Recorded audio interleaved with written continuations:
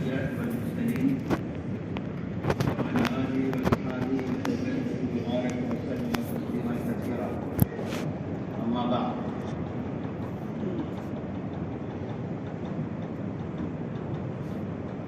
تمنا درد دل کی ہے تو خدمت کر فقیروں کی. نہیں ملتا یہ گوہر نہیں ملتا یہ گوہر بادشاہوں کے خزینوں. نہ پوچھ ان کی ارادت ہو تو دیکھ ان کو یدے بیضا لیے بیٹھے ہیں اپنی آستینوں. حضرات گرامی قدر، شباب اسلام، مہمانان رسول،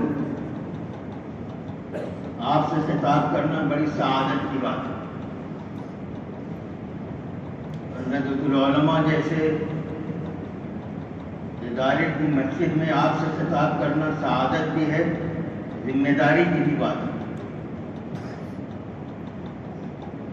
آپ ایک دانشگاہ علم و فن میں بیٹھے ہیں اس وقت. میں عام طور سے طلبا سے کہتا ہوں کہ آپ خود سے آئے نہیں ہیں، خدا نے آپ کو بھیجا ہے. مولانا شیخ ابرار بھائی نے پوچھا کیا عنوان بتایا جائے. اولو الازمان ہمت جب کرنے پہ آتے ہیں، سمندر پاٹتے ہیں، کوہ سے دریا بہاتے ہیں. میں اپنی ٹوٹی پھوٹی باتیں جب طلبا سے عرض کرتا ہوں، مقصود بالذات وہی ہوتے ہیں اور ضمناً دوسرے لوگ ہوتے ہیں. آپ ایک ایسے ادارے میں ندوۃ العلماء کی حیثیت، اس کا منہج، اس کا طریقہ کار علی گڑھ کے قیام کے بعد اور دارالعلوم دیوبند کے قیام کے بعد بہرحال اس ادارے کی ضرورت تھی. تاریخ کا مطالبہ تھا کہ اس طرز پر، اس نہج پر، جس طرز پر اور جس نہج پر اور جس خطوط پر ندوۃ العلماء کا قیام ہوا اور اس نے اپنی خدمات کے ذریعے سے ثابت کیا کہ ہندوستانی مسلمانوں کے لیے خاص طور پر اور عالم اسلام کے مسلمانوں کے لیے عام طور پر اس کی ضرورت تھی، وقت کا تقاضا تھا. اس تقاضے پہ اس کے بزرگوں نے لبیک کہا اور یہ ادارہ قائم کیا. اس لیے دارالعلوم دیوبند کا معاملہ ہو یا ندوۃ العلماء کا معاملہ ہو یا کسی بھی بڑے دینی ادارے کا معاملہ ہو، اس کو عام تناظر میں نہیں لیا جانا چاہیے. اس کی ان اداروں کی حیثیت ہے. اس لیے یہاں ہونا آپ پر بڑی ذمہ داریاں عائد کرتا ہے. میں اللہ تبارک تعالیٰ نے ارشاد فرمایا، أَلَكَ عَلَى الْإِنسَانِ حِينٌ مِّنَ الدَّهْرِ لَمْ يَكُنْ شَيْئًا مَّذْكُورًا إِنَّا خَلَقْنَا الْإِنسَانَ مِن نُّطْفَةٍ أَمْشَاجٍ نَبْتَلِيهِ فَجَعَلْنَاهُ سَمِيعًا بَصِيرًا. ملے جلے گندے پانی سے انسان کو پیدا کیا گیا. کیوں؟ نبتلی، ہم اسے آزمائیں گے، ہم اس کا امتحان لیں گے. پھر اللہ تعالیٰ نے حضرت حسن بصری نے فرمایا ہے کہ انسان 2 مرتبہ جو ہے گندی جگہوں سے نکلا ہوا انسان. ایک مرتبہ اپنے باپ کے نطفے سے نکلتا ہے، ایک مرتبہ مادر رحم سے نکلتا ہے. دونوں گندی جگہ.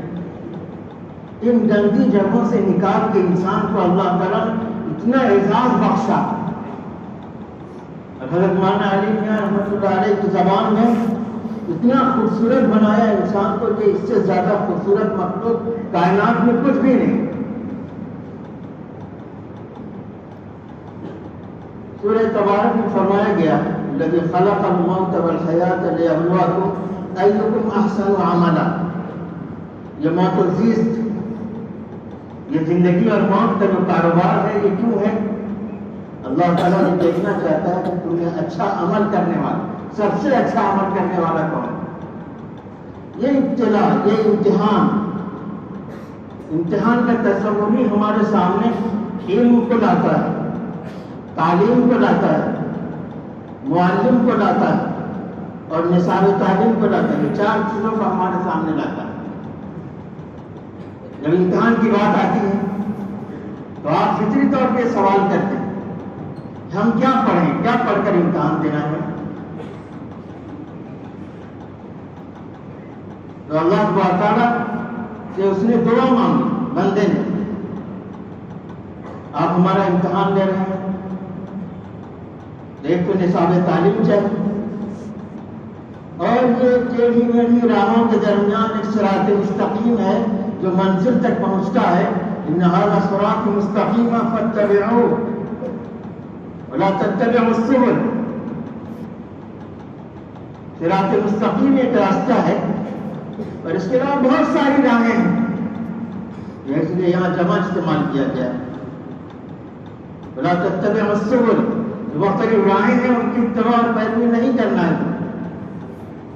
تو صراط مستقیم کی دعا مانگی، بندے کو الہام کیا گیا، سکھایا گیا، یا قرآن کے ذریعے سے سکھایا گیا۔ امتحان دینا ہے، ہمیں منزل مقصود تک پہنچنا ہے، اس کے لیے جو ہے کورس چاہیے، نصاب تعلیم چاہیے۔ تو آپ نے دعا کی، ہر نماز میں دعا ہم کرتے ہیں، اللہم اہدنا الصراط المستقیم۔ اللہ تعالیٰ کے دعا قبول فرمائے، جو بھی شکل ہو اس کی، ہم نے زبان حال سے اللہ سے دعا کی ہو، اللہ نے وہ دعا قبول فرمائی، اور پورا نصاب زندگی ہمیں قرآن کی شکل میں اتار دیا۔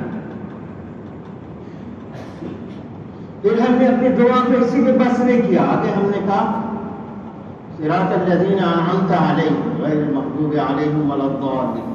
انعمت علیہم کی تفسیر تو اللہ نے دوسری جگہ فرما دی، من یطع اللہ والرسول فاولئک مع النبیین والصدیقین والشہداء والصالحین وحسن اولئک رفیقا۔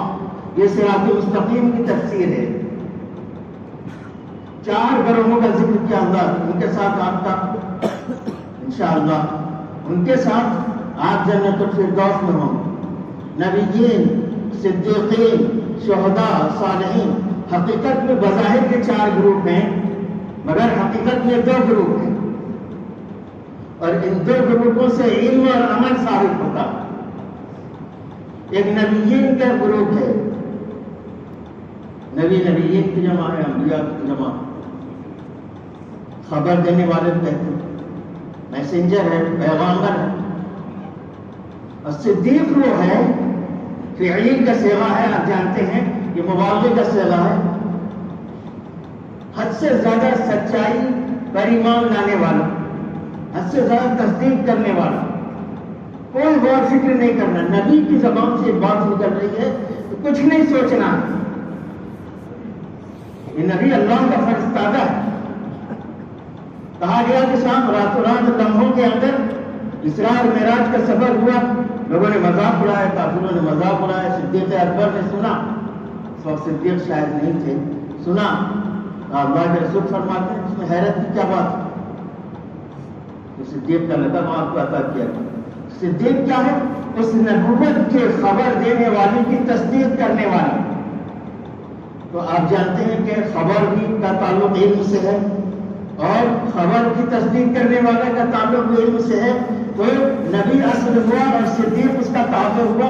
یہ 2 گروپ نہیں ہے، ایک گروپ ہے، علم۔ اور شہداء اور صالحین کے اندر جو ہے، صالحین کو تابع رکھا گیا شہداء کی۔ شہداء کون ہے؟ جو زندگی کا انسان کے پاس سب سے زیادہ جو قیمتی متاع ہے اس کی جان ہے۔ شہید وہ ہے جو اپنی جان اللہ کے راستے میں اعلاء کلمت اللہ کے لیے، اللہ کی رضا کے لیے، اللہ کی خوشنودی کے لیے اپنی جان نچھاور کر دیتا ہے۔ شہید جان نچھاور کر کے ماحول کو سازگار بناتا ہے، ماحول کو سازگار بناتا ہے۔ ہر ملک کے جو فوجی ہوتے ہیں ان کا سب سے بڑا کارنامہ یہ ہوتا ہے کہ دشمنوں سے اپنے ملک کی حفاظت کرتے ہیں، سرحدوں کی حفاظت کرتے ہیں، انہیں کے ذریعے سے ماحول کے اندر امن اور شانتی ہوتا ہے۔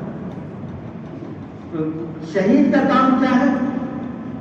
اپنی نذرانہ زندگی کا نذرانہ جو سب سے بڑا سرمایہ ہے اس کے پاس، ان اللہ اشتری من المؤمنین انفسهم، جنت کے بعد ان کے جانوں کے عوض جو ہے جنت دے کر جو ہے سودا کر لیا گیا ہے. سودا بھی ہوا ہے, سودے کی تکمیل نہیں ہوئی. سودے کی تکمیل تو اس وقت ہوئی جب ہماری آنکھیں بند ہو. یہ جو ہے پورا جو دور ایک مومن کا دور ہے جس کی جان مال تو خریدار اللہ خریدار ہے اور مومن سودا کرنے والا ہے. اور جنت کے وقت نے سودا کر لیا, سودا مکمل نہیں ہوا. وہ سب مکمل ہوگا اس لیے کہ جب عمل کا انتہا ہوگی, عمل کی مدت ختم ہوگی, تب سودا مکمل ہوگا. تو اس میں جو ہے وہ صالحین جو بھی صلاح معاشرے کے اندر کرتے ہیں, چاہے وہ صلاح ان کا انفرادی ہو, صلاح ان کا متعدی ہو, دوسروں کو فائدہ پہنچانے والا ہو. بہرحال صلاح معاشرے کے اندر اس وقت ممکن ہے جب سماج کے اندر, سوسائٹی کے اندر, ملک کے اندر امن و امان ہو. امن و امان نہیں ہوگا تو یہ کام کون کرتا ہے؟ امن و امان کے لائے یہ شہید کرتا ہے, ان کا نذرانہ پیش کرتا ہے, شجر اسلام کی آبیاری کرتا ہے. تو میرے بھائیوں, یہ امتحان میں ہم کو ڈالا گیا.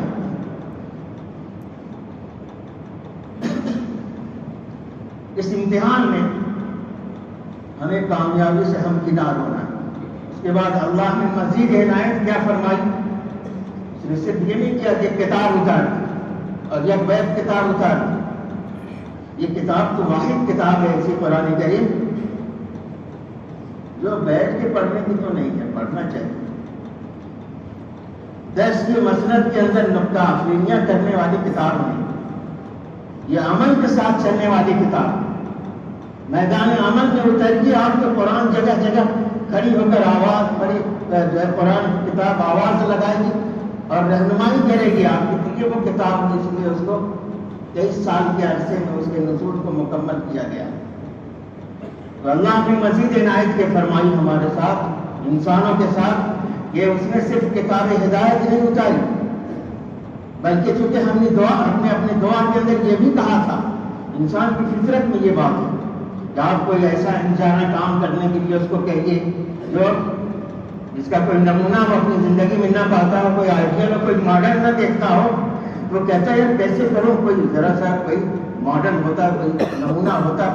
ہم نے اس کی بھی درخواست کی تھی اللہ تعالیٰ سے, اس کی بھی دعا کی تھی, اس لیے کہ انعمت علیہ پر اتفاق نہیں کیا تھا اور بھی مزید دعا میں یہ شامل کیا تھا غیر المغضوب علیہم ولا الضالین. کہیں ایسا نہ ہو ہدایت کس راستے میں چلتے ہوئے ہم بھٹک جائیں, ہم اچک لیے جائیں, ہمارے عقیدے پہ حملے کیے جائیں, ہمارے اخلاق پہ حملے کیے جائیں.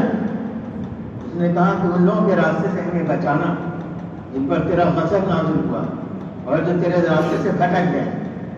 تو اللہ تعالیٰ نے اس کے ساتھ ساتھ ایک نمونہ, ایک مکمل آئیڈل رسول اللہ صلی اللہ علیہ وسلم کی شکل میں ہمارے سامنے رکھ دیا. سمندر پاٹتے ہیں, کوٹ سے دریا بہاتے ہیں, یہ آپ کی ذمہ داری ہے.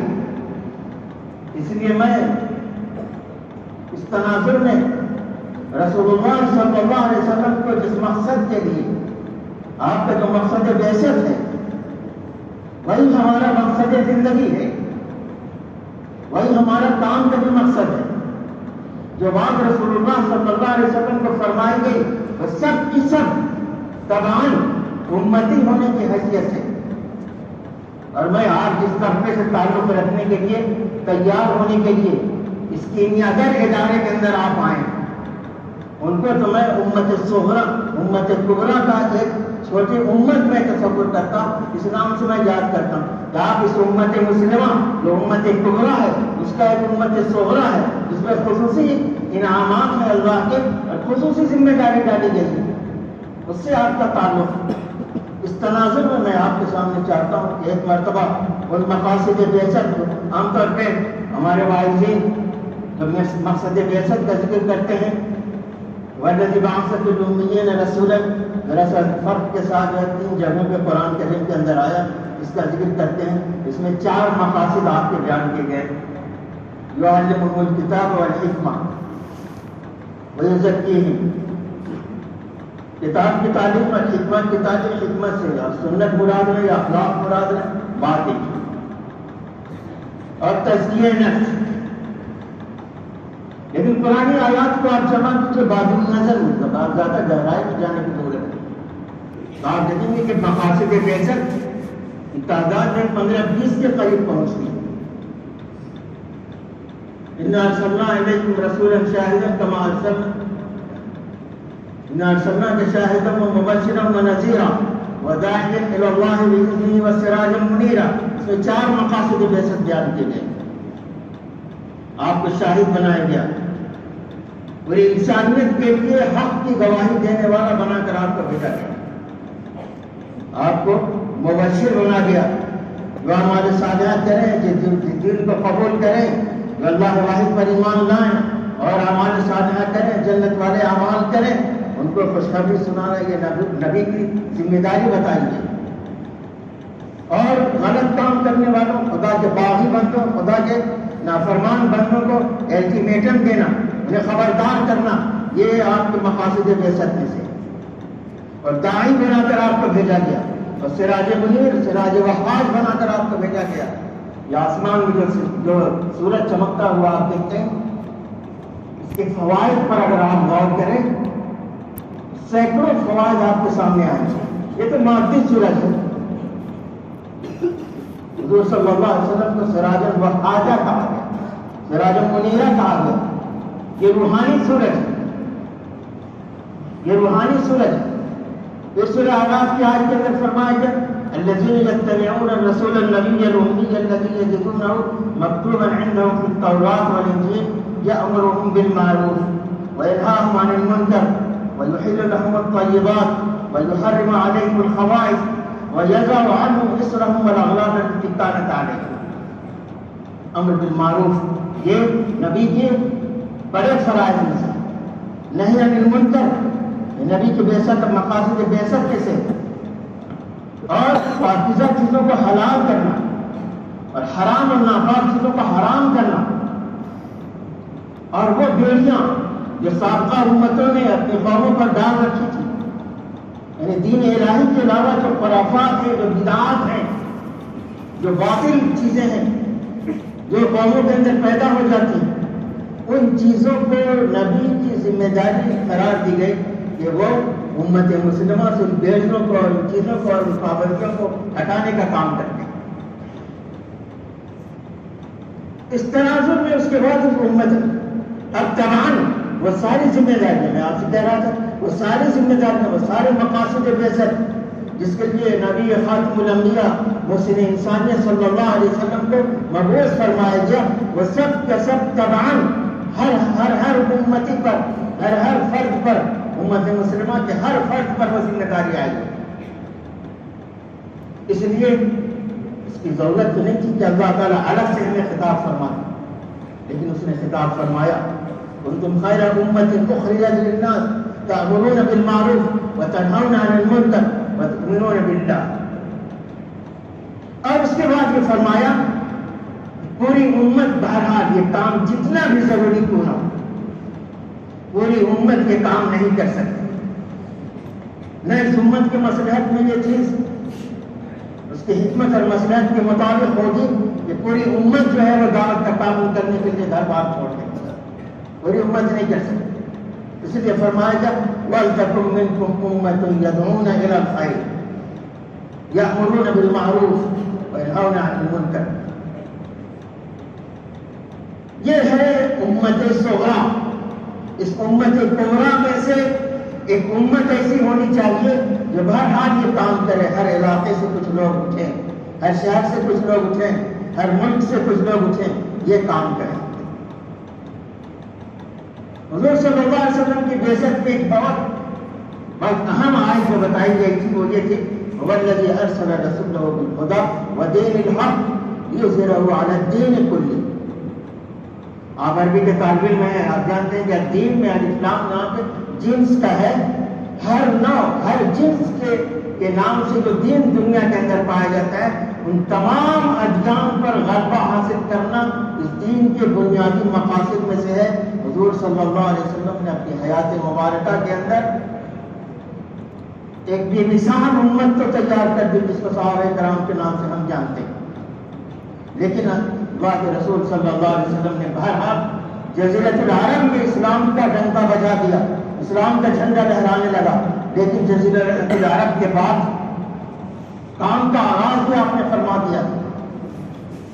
غزوہ تبوک کے اندر 9 ہجری میں آپ نے چاہا کہ کام آگے بڑھے، اس کے لیے کام کا آغاز فرما دیا تھا اور عملاً آپ نے کام کیا، لیکن جس مقصد کے لیے نکلنا ہوا تھا، یعنی دشمن سے دو ہاتھ لینے کے لیے اور جنگ کرنے کے لیے، وہ جنگ کی نوبت نہیں آئی تھی، لیکن آپ صلی اللہ علیہ وسلم وہاں 1 مہینے تک شام کے خطے میں، جو آج شام کے نام سے جانا جاتا ہے، اس وقت وساسنا کے علاقوں کے نام سے جانا جاتا تھا، وہاں آپ نے تقریباً 15 دن قیام فرمایا، گویا پورے سفر کے اندر 1 مہینہ کا وقت گزرا تھا۔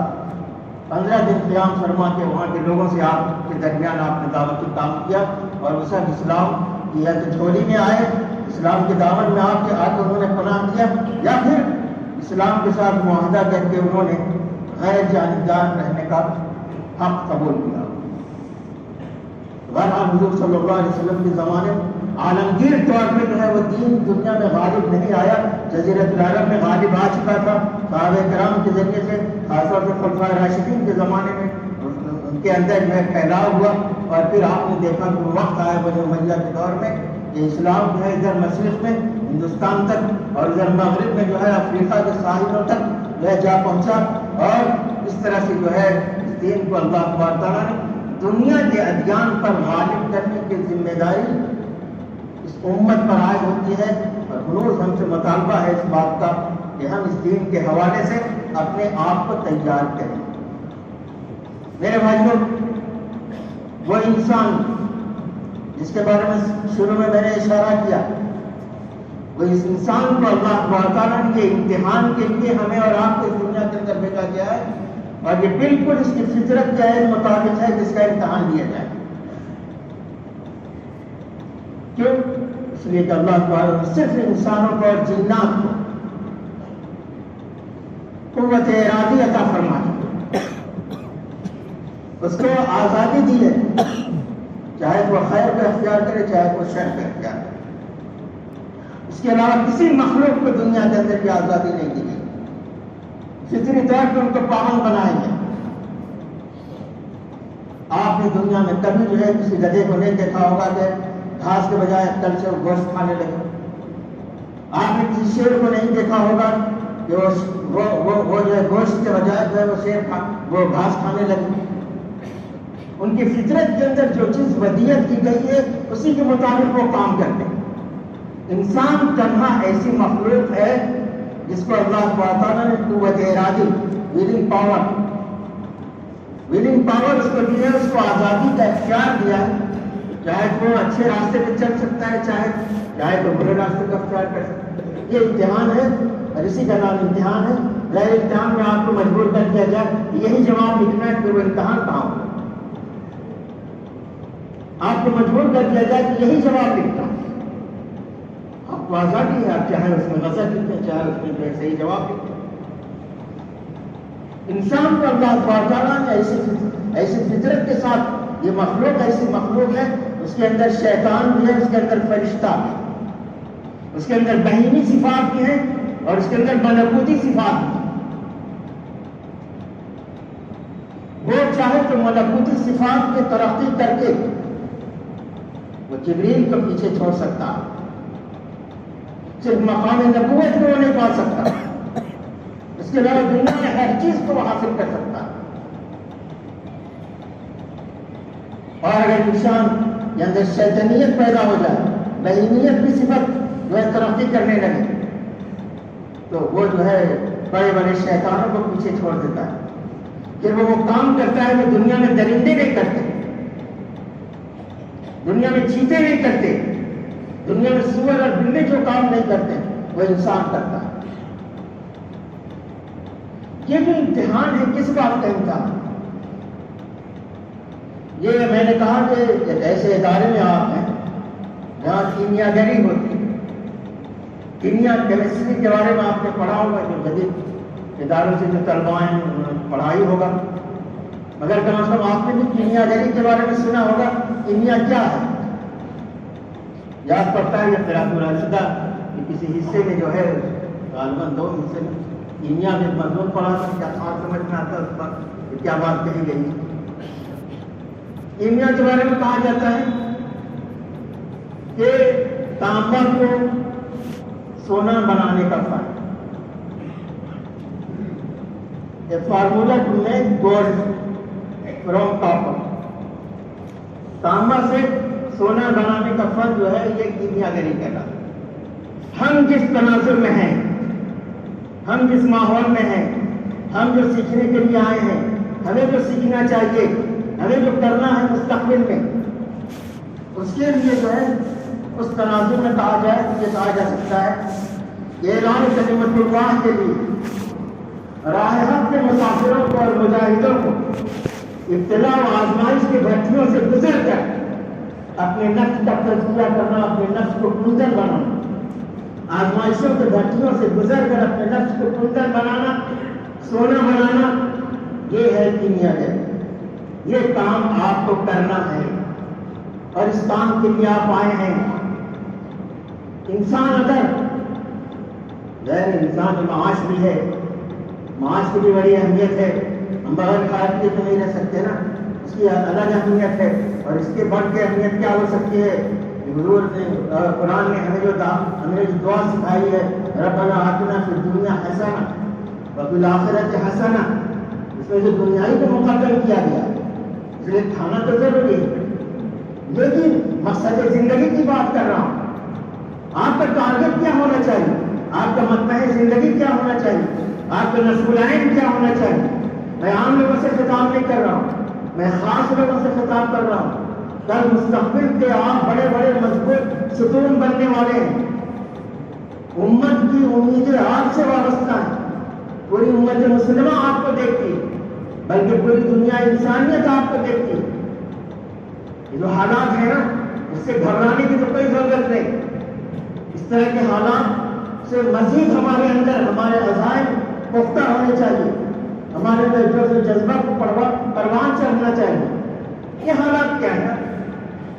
اس امت کے کم حالات نہیں آئے، کب اسے آزمائشوں سے دو چار بھی ہونا پڑا. جب کفر ملت واحدہ ہے تو کیسے ہو سکتا ہے کہ ہم چین سے بیٹھے؟ چین ہماری زندگی میں نہیں، سکون ہماری زندگی میں نہیں. نہ آپ سکون کو تلاش کیجیے، اسی بے چینی میں آپ کو تیاری کرنی ہے، اپنے کو نکھارنا ہے، اپنے کو سنوارنا ہے. ایک فوجی ٹریننگ دیتا ہے تب میدان عمل کے اندر آتا ہے. ابھی یہاں رہ کے آپ کو جو کچھ کرنا ہے وہ صرف یہ کرنا ہے کہ اپنے کو بنانا ہے. اس کے علاوہ آپ کچھ نہ کیجیے. اپنے کو سنواریے، اپنے علم کو بڑھائیے، اپنے علم میں پختگی پیدا کیجیے، قرآن و حدیث میں غوراسی کیجیے. میں قرآن کریم کے آیت کے حوالے سے اس قوم کا تذکرہ کرنا چاہتا ہوں آپ کے سامنے، اس پر اللہ کی لعنت ہوئی. من لعنہ اللہ غاضب علیہ وجعل منهم القردة والخنازير وعبد الطاغوت اولئک شر مکانا واضل عن سواء السبیل. جن پر اللہ کی لعنت برسی ہے، جن پر اللہ کا غضب نازل ہوا ہے، جن کو اللہ تعالیٰ نے خنزیر اور بندر بنا دیا، وہ بدترین لوگ ہیں اور وہ راہ راست سے بالکل گمراہ ہیں، بالکل بھٹکے ہوئے لوگ. ویسے یہودی مراد وہ یہودی جنہوں نے ہولوکاسٹ میں جو کچھ ہوا، انشاءاللہ اپنی ٹائم سے اپنی بات ختم کروں گا، چاہے وہاں تک پوری کو نہ رہ جائے. لاکھ گھبرائے ہیں. یہودیوں کے ساتھ ہولوکاسٹ کے نام سے بات کہی جاتی ہے. 1933 سے لے کے 1945 تک یورپ میں یہودیوں کے خلاف سخت نفرت اور سخت عصبیت پائی جاتی. جرمن کی نازیوں نے، جرمنی نے اور ان کے حلیفوں نے ہر 3 میں سے 2 یہودی کو قتل کر دیا. 6 ملین یہودیوں کو قتل کیا گیا، ان کو ہلاک اور تباہ کیا گیا. 18ویں صدی کے آخر میں ہرٹزل جو ہے وہ سلطان عبد الحمید کے دربار میں آتا ہے اور وہ فلسطین کی چھوٹی سی زمین پٹے پہ مانگتا ہے اور اس کے عوض میں جو ہے سلطان عبدالحمید دولت عثمانیہ جہانگیری کے عالم میں تھی اس وقت، اس کے سارے قرضے ادا کرنے کا وعدہ کرتا ہے۔ سلطان عبدالحمید جو آخری خلیفہ، وہ زمین سے ایک مٹھی مٹی اٹھاتا ہے اور کہتا ہے کہ خنزیروں یہاں سے نکل جاؤ، یہ ایک مٹھی زمین فلسطین کی میں تمہیں نہیں دے سکتا کہ جائے کہ وہاں پر کوئی خطہ زمین تمہیں میں پٹے دے دوں۔ لیکن یہودی وہ قوم ہے دنیا میں جو منصوبہ بندی کرتی ہے، صدیوں کے لیے منصوبہ بندی کرتی ہے۔ ہم وہ قوم اب ایسے ہو گئے ہیں جو منصوبہ بندی کچھ بھی نہیں کرتے۔ انہوں نے منصوبہ بندی کی، 100 سال کا انہوں نے پروگرام بنایا، اور آپ نے دیکھا کہ 1948 میں 1934 میں باقاعدہ سلطنت عثمانیہ ایک سیکولر گورنمنٹ بنا دیا گیا، سیکولر حکومت بنا دیا گیا، اور 3 بر اعظموں پر، افریقہ، یورپ اور ایشیا پہ حکمرانی کرنے والی عثمانیہ کی سلطنت کو استنبول کے اندر محدود کر دیا گیا، چھوٹے سے ترکیہ کے اندر محدود کر دیا گیا۔ یہ خبیث کمال اتاترک نے ایسا کیا۔ اس کے بعد جو ہے 24 میں سلطنت عثمانیہ کا خاتمہ ہوتا ہے، 1948 میں اسرائیل کا قیام ہوتا ہے۔ اسرائیل کی تعداد اسرائیل میں آج بھی کیا ہے آپ کو معلوم ہوگا، 90,62,000 کل آبادی، 75% اسرائیلیوں کی آبادی ہے، 21% مسلمان ہیں، 4% میں دوسرے لوگ ہیں، عیسائی وغیرہ اور دوسرے لوگ۔ سب سے پہلا کام یہودیوں نے یہ کیا کہ عبرانی زبان کو سرکاری زبان بنایا۔ دوسرا کام یہ کیا کہ سنڈے کی جگہ پہ انہوں نے سنیچر کو جب وہ سب اس پر سرکاری چھٹی قرار دی، سرکاری چھٹی قرار دی۔ میں ان کے انداز تربیت بتانا چاہتا ہوں کہ اسرائیل جہاں ایک بچے کی تربیت کیسی ہوتی ہے، اتنی توجہ دی جاتی ہے۔ اسرائیل بھی کہتا ہے کہ ہمیں معلوم ہے کہ ہمیں بچے کو کیا کرنا ہے، ہمیں ایسی تربیت دینی ہے کہ کم از کم وہ نوبل پرائز حاصل کرے۔ اسرائیل میں ایسے وزیر اعظم گزرے جنہوں نے ایک قانون بنا دیا تھا کہ جو پی ایچ ڈی نہیں کر پائے گا، پی ایچ ڈی سے کم جس کی تعلیم ہوگی، وہ پڑھا لکھا نہیں تصور کیا جائے گا، وہ پڑھا لکھا نہیں سمجھا جائے گا۔ ابھی بچہ پیدا نہیں ہوتا، اس کی تربیت شروع کا آغاز ہو جاتا ہے۔ جنین کی حالت میں جو ہے ماں کسی ادارے میں جانا ہوتا ہے، اس کو 3 گھنٹے اس کو میتھمیٹک کے سوالات حل کروائے جاتے ہیں تاکہ جو بچہ پیدا ہو صحیح پیدا ہو۔ پھر گھر میں اس کو مچھلی ہے، دودھ ہے، انڈا ہے، بادام ہے، اس طرح کے جو ہے مقویات اس کو کھلائے جاتے ہیں۔ حمل کے زمانے میں کوئی تیز آواز اس کو بات نہیں کرتا، بچہ بھی پیدا ہوتا ہے تو کوئی سے تیز آواز میں بات نہیں کرتا۔ جنین کی حالت میں بھی ہے اور گورنمنٹ اس کے لیے وظیفہ مقرر کر دیتی ہے۔ 3 سال کا ہوتا ہے تو اس کو گھوڑ سواری سکھائی جاتی ہے، تیراندازی سکھائی جاتی ہے، تیراکی سکھائی جاتی ہے اور ریاضی کے سوالات حل کروائے جاتے ہیں۔ یہ تو ہمیں رسول اللہ صلی اللہ علیہ وسلم نے ہمیں تعلیم دی تھی۔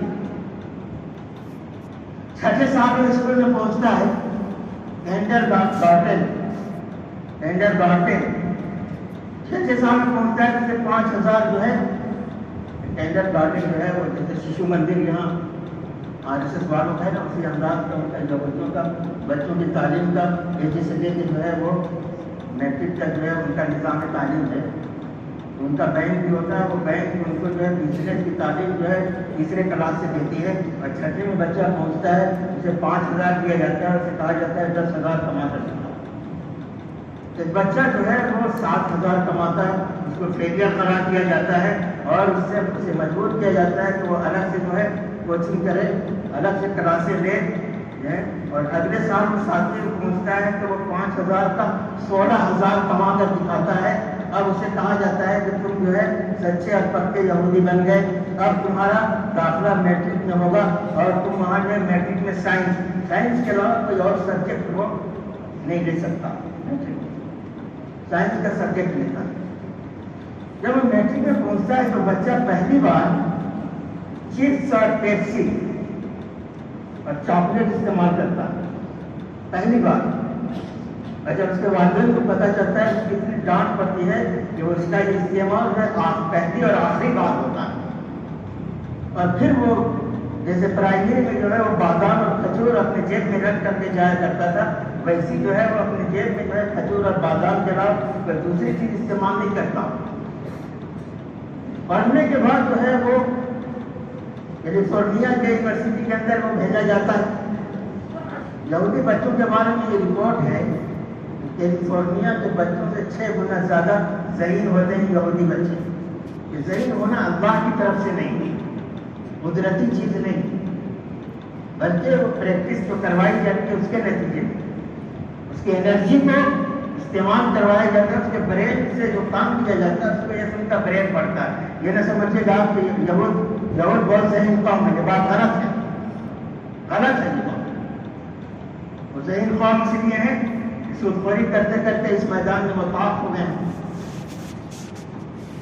تو میرے بھائی اس فکر کے ساتھ یہودی بچہ نہیں پڑھتا کہ ہمیں جو ہے پڑھنے کے بعد جو ہے فائد دے کے دوڑتے رہنا ہے، آفسوں میں جانا ہے، نوکری ڈھونڈنی نہیں.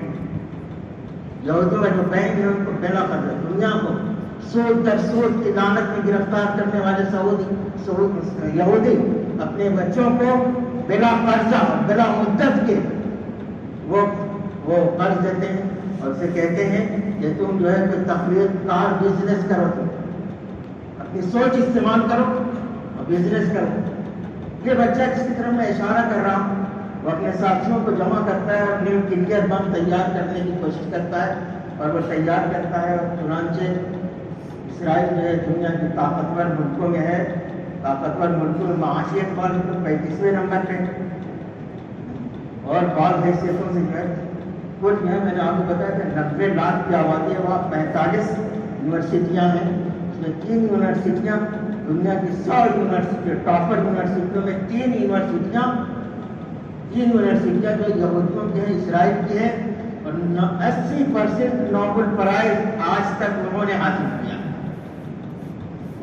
میں ان کی مدد سرائی کے لیے واقعہ بیان نہیں کر رہا ہوں میرے بھائی، میں غیرت دلانے کے لیے، ہم اپنے آپ کو غیرت دلانے کے لیے، عبرت حاصل کرنے کے لیے میں آپ کو کہہ رہا ہوں کہ دنیا کے سارے یہودی مل جائیں، صاحب اسرائیل مل جائیں، ان کی تعداد 3 کروڑ سے زیادہ نہیں. وہ دنیا پہ چھائے ہوئے ہیں، امریکہ کی کوئی حیثیت نہیں یہودیوں کے سامنے. امریکہ کو یہودی چلاتے ہیں، اسرائیل کے سامنے گھٹنے ٹیکتا ہے. آخر کیا وجہ ہے جن پر اللہ کا غضب نازل ہوا؟ دنیا کی ہر تباہی، الحرکات الحدامہ جس کو ہم لوگ عربی میں کہتے ہیں، تباہ کن جتنی تحریکیں دنیا میں 17ویں صدی سے لے کے 20ویں صدی تک اٹھی ہے، اس سب کے پیچھے جو ہے یہودی مائنڈ کام کر رہا ہے. وہ دنیا کا تباہ کرنے کے تلے ہوئے، لیکن اپنے آپ کو، اپنے ایک بچے کو ہزاروں کے مقابلے میں وہ لا کر کھڑا کرنے کے جذبے کے ساتھ تیار کرتے ہیں. وہ امریکہ میں اپنے بچوں کو کہتے ہیں، ایک امریکی بچہ اگر 100/100 کسی سبجیکٹ کے اندر لاتا ہے تو تم کو 110 لانا چاہیے، 110 نمبر لانا چاہیے. میرے بھائیوں، یہ کام ہم بھی کر سکتے ہیں، آپ بھی کر سکتے ہیں. اس ادارے کی عظمت کا خیال کریں. آپ یہاں اللہ کے فضل سے آپ کو سارے وسائل اسباب نظر آئیں. انسان بہتر سے بہتر بن سکتا ہے. میں ندوی ہونے کے حوالے سے اس ادارے کی مدد سرائی نہیں کرنے جا رہا ہوں، لیکن جو تھوڑی بہت میں نے باہر کی دنیا میں بھی دیکھی ہے اور تھوڑا بہت جو پڑھا ہے اس اعتبار سے میں کہتا ہوں کہ ندوے نے اپنے سر پہ بڑی ذمہ داری لی ہے. اور یہ ذمہ داری دراصل اس کا پیغام ہے. 2 تحریکوں کی موجودگی کے باوجود، 2 عظیم اداروں کے باوجود ندوے کی ضرورت تھی، اور اس کے بانوؤں نے، اس کے بزرگوں نے جو اس کو قائم کیا. اس کا خاص طریقہ کار ہے، خاص اس کی سوچ ہے، خاص اس کا منہج ہے. یہ تحریک دارالعلوم دیوبند کی تھی، اس کے پیچھے جو ہے بے تحاشا جوش و جذبہ تھا، غیرت ملی تھی، اور انگریزوں کے خلاف تو ایسی دشمنی تھی. حضرت شیخ الہند کے بارے میں مشہور ہے، جو کہا کرتے تھے انسان کا گوشت کھانا جائز نہیں، لیکن انگریز کا گوشت ملے تو کباب بنا کے کھانا جائز. یہ ان کی انگریز دشمنی کا حال. दूसरी जो अलीगढ़ की तहरीक थी, सर सैयद की तहरीक थी, वो एक चीनी चाल से चलने वाली और पुरसकून इस्लाही और तालीमी तहरीक थी। इनका नुक्ता नज़र ये था कि न सिर्फ रवादारी का सबूत दिया उन्होंने, बल्कि मगरबी तहजीब को, उभरती हुई मगरबी तहजीब की ताकत को उन्होंने अपने लिए समझा कि यही हमारा नजात अंदाज है। कहने में तो ये कहा गया कि एक हाथ में कुरान, एक हाथ में कुरान और एक हाथ में साइंस, लेकिन वाक़या यह है कि मगरबी तहजीब का चरबा बनने को उन्होंने अपने लिए जो है नजात का सबूत किया। उस बीच की एक कड़ी चिन्नत उलमा जिसकी ज़रूरत थी, आज हम तसव्वुर नहीं कर सकते। ये इस तहरीक का वजूद न होता तो हिंदुस्तानी मुसलमानों की सूरत हाल क्या कुछ होती। अब भी हालात बहुत बेहतर नहीं। दूसरी बात यह है कि अदल और तवाज़ुन, इफरात और तफरीक पे चलना बहुत आसान है। एक तरफ ढल जाइए आप, नबी की मोहब्बत में नबी को बशरियत से निकाल के उलूहियत के मकाम पर फाइज कर देना, वही उलूहियत के मकाम पर फाइज कर देना अकीदत में इंतहा पसंदी में ये बहुत आसान काम। बहुत जल्द जो है इस्लाम में लोगों के कदम फिसल जाते हैं, लेकिन अदल इंसाफ के तराजू को कायम रखना और अदल वसतियत के राह पे चलना इस्लाम की खुसूसियत है।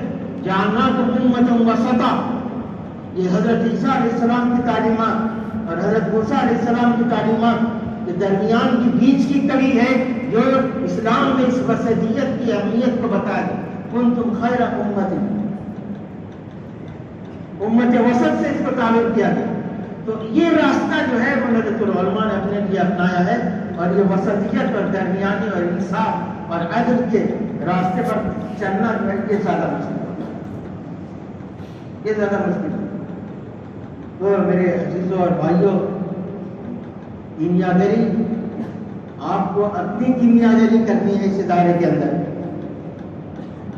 और वही करना है कि अभी जो काम आपको करना है, अभी आप इस फिक्र में हरगिज न रहिएगा कि उम्मत का ये हाल है, मुसलमानों का ये हाल है, हमारी हुकूमत उनके साथ कैसे सौतेलापन का बर्ताव कर रही है, कैसा जालिमाना बर्ताव कर रही है, कैसा जंगजुयाना बर्ताव कर रही है, जैसे कि हम इस मुल्क के बाशिंदे न हो, जैसे लड़ाइयाँ या कौम के दूसरे कौम से होती है, उस अंदाज का मामला इस वक्त नजर आ रहा है जो हुकूमत रवैया अपनाई है।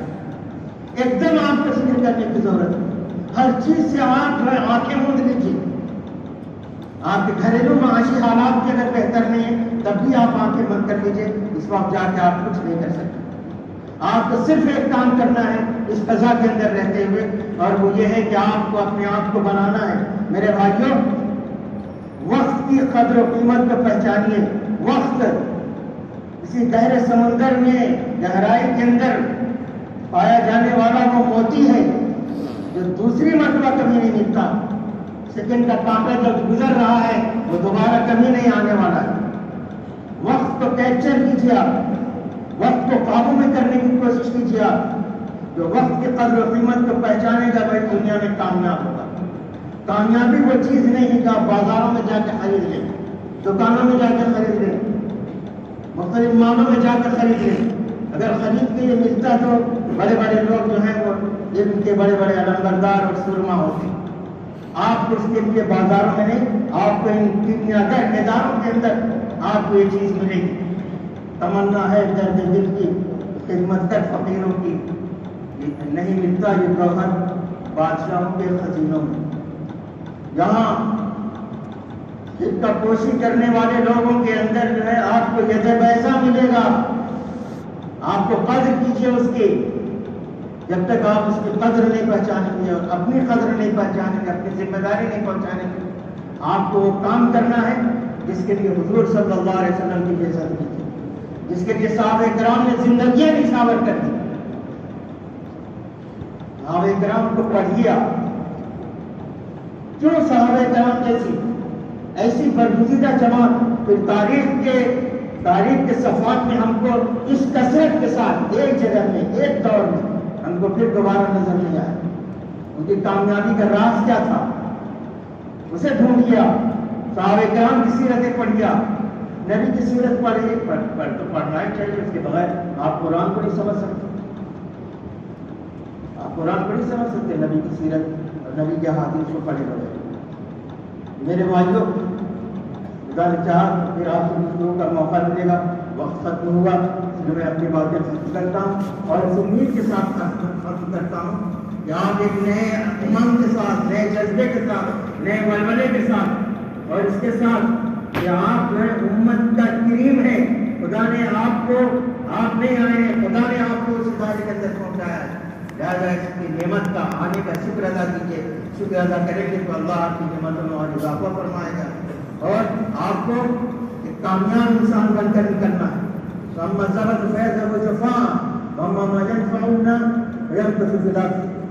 دنیا میں سرسری معلومات رکھنے والے اور سرسری علم رکھنے والوں کو کوئی نہیں پوچھتا، سورج کی طرح چمکنے کے لیے سورج کی طرح سے چلنا سیکھ لیا۔